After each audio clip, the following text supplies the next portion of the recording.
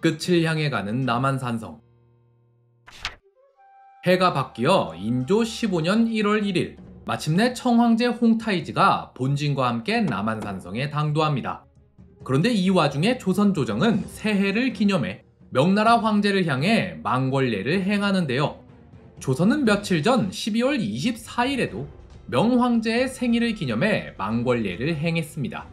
이걸 충성스럽다 해야 할지 한심하다 해야 할지. 자, 어쨌든 새해가 밝았습니다. 그 다음 날인 1월 2일, 조선은 홍타이지에게 보낼 국서 내용에 대해 의논하는데 아직도 척화파랑 주화파가 싸우고 앉아 있습니다. 어떻게 국서가 완성돼 청군 진영에 보내고 곧바로 홍타이지의 국서도 남한산성에 도착했는데요. 청황제의 국서를 읽은 척화파 관료들은 아직도 오랑캐가 분수에 맞지 않는 단어를 쓴다는 소리나 하고 앉아 있고, 김상원은 아예 이 글을 군사들에게 보여줘서 사기를 돋아 결전에 임하자고 합니다. 하지만 그 다음날 인조는 최명길의 의견에 따라 홍타이지에게 용서를 구하는 글을 보내는데요. 그러나 홍타이지는 이를 거절합니다.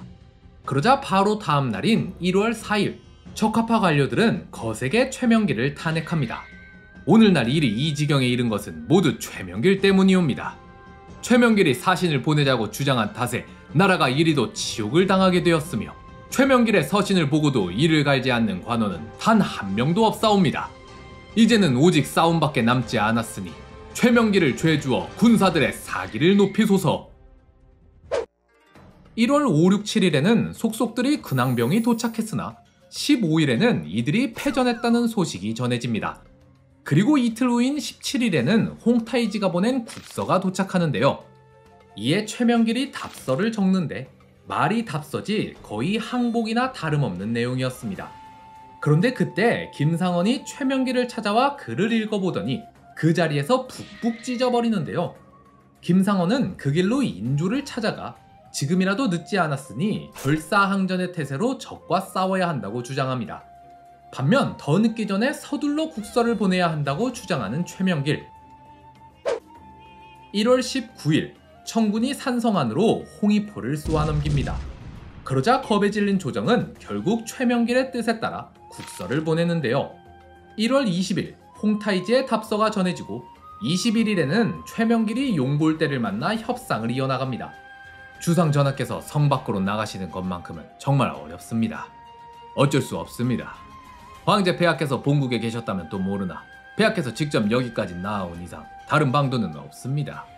조선의 국왕이 직접 나와 항복 선언을 해야만 합니다. 조선 조정은 다시 고민에 빠집니다.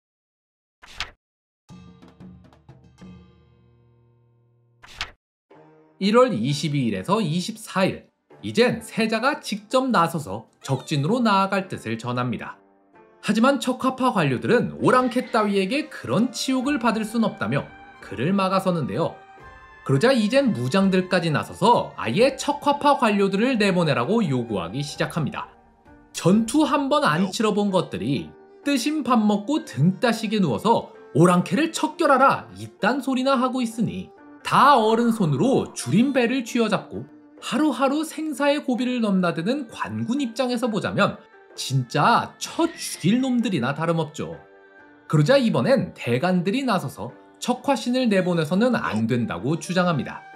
지금 우리 고결한 선비의 땅이 저 짐승만도 못한 오랑캐에게 짓밟히고 있는데 나라가 망할지언정 어떻게 항복을 한단 말입니까?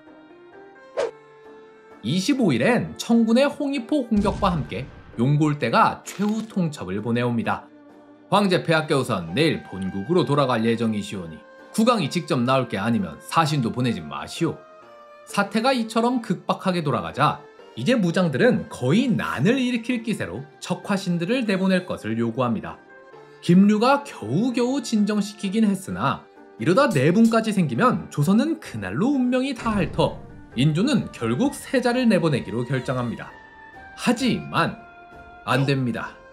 내 분명 국왕이 직접 나와야 한다 했을 텐데요.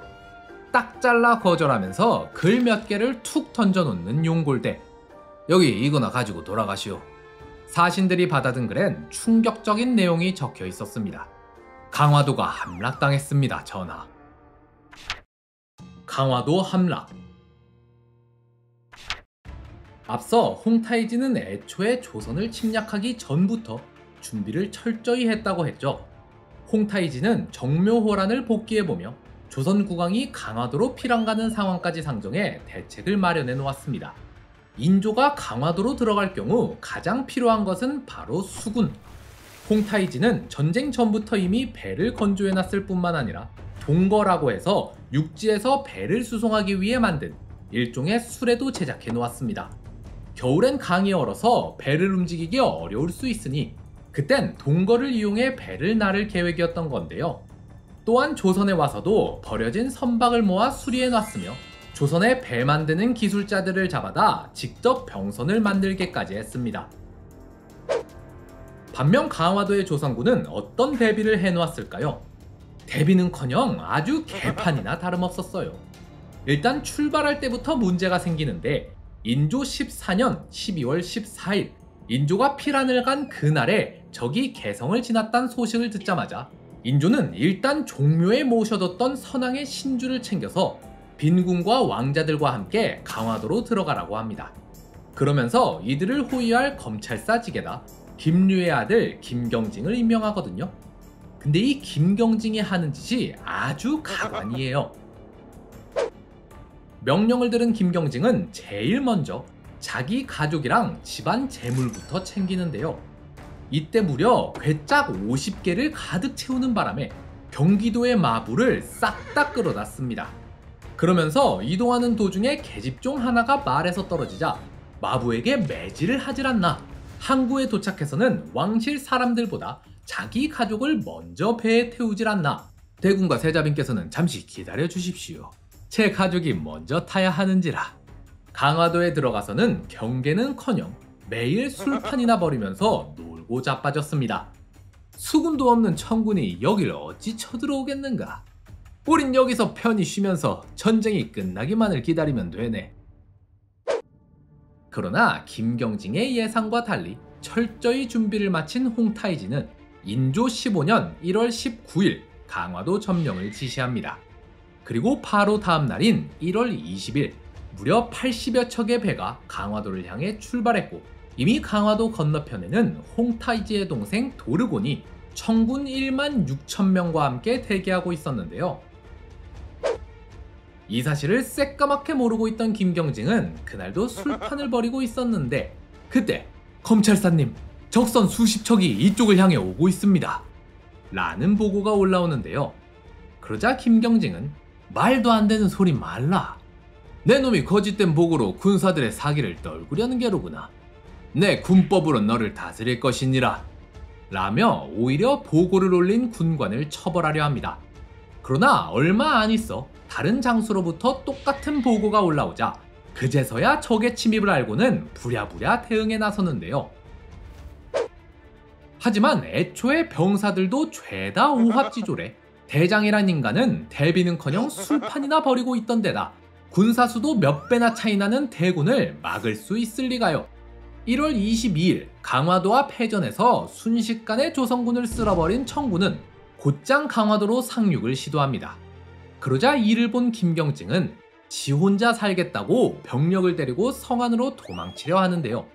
소식을 들은 복림대군이 달려와 그를 말리려 했지만 괜히 실랑이 벌이느라 시간만 축낼 뿐이었죠. 그 사이 청군의 칼날 아래 조선의 군사들은 무참히 죽임을 당하고 맙니다. 청군이 상륙에 성공하자 김경징은 아예 배를 타고 도주해버립니다. 그렇게 책임자마저 도망쳐버렸으니 이제 청군이 강화도를 점령하는 건 시간 문제. 상황이 돌이킬 수 없음을 한 원임 대신 김상용은 직접 폭약에 불을 붙여 자결을 하고 뒤이어 여러 관료들도 목을 매 자결을 택합니다. 하루도 안 돼 강화도 점령에 성공한 도르고는 3일 뒤인 1월 25일에 대군과 궁빈 등 포로들을 이끌고 섬을 떠났지만 강화도에 남은 청나라 군사들은 도민들을 상대로 거침없는 약탈, 강간, 사륙을 자행했습니다. 삼배구고두례. 강화도가 함락당했다는 소식을 들은 인조는 더 이상의 저항이 무의미하다는 사실을 깨닫고 직접 산성을 나가 항복을 하기로 결정합니다.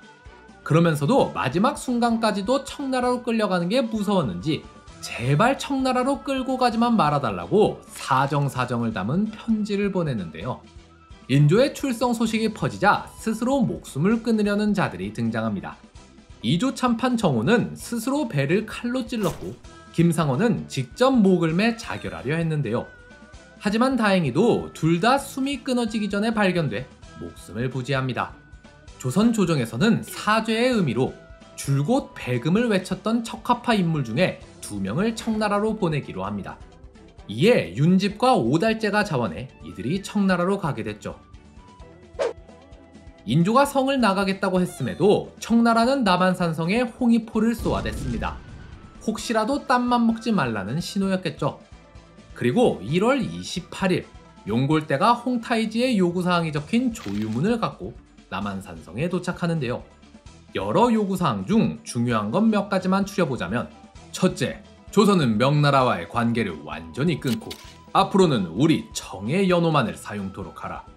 둘째, 소현세자와 복림대군 그리고 대신의 자제들을 인질로 보내라. 셋째, 우리가 명나라 정벌에 나설 때 군사와 물자를 보내도록 하라. 넷째, 만일 조선의 왕에게 뜻하지 않은 변고가 발생하면 짐은 인질로 삼은 조선 왕의 아들을 세워 왕위를 계승하게 할 것이다. 다섯째, 군중의 포로들이 압록강을 건너 조선으로 돌아간다면 이들을 체포해서 다시 청으로 돌려보내도록 하라. 만일 포로를 데려가길 원한다면 속전을 바치고 데려가도록 하라. 여섯째, 성벽의 신축이나 수리는 허용하지 않는다. 조선으로서는 거절할 명분도 능력도 없었기에 청의 요구를 모두 수용했습니다. 다음으로는 인조의 항복의식을 논의할 차례였습니다. 1월 29일 최명길 등이 항복의식을 논의하러 오자 용골대는 이렇게 말합니다. 조선의 왕은 죄인이니 용포를 입어서는 안 되며 말을 타서도 안 된다. 죄를 지었기에 성을 나올 때도 정문인 남문으로 나와서는 안 되며 군사나 의장대를 거느려서도 안 된다.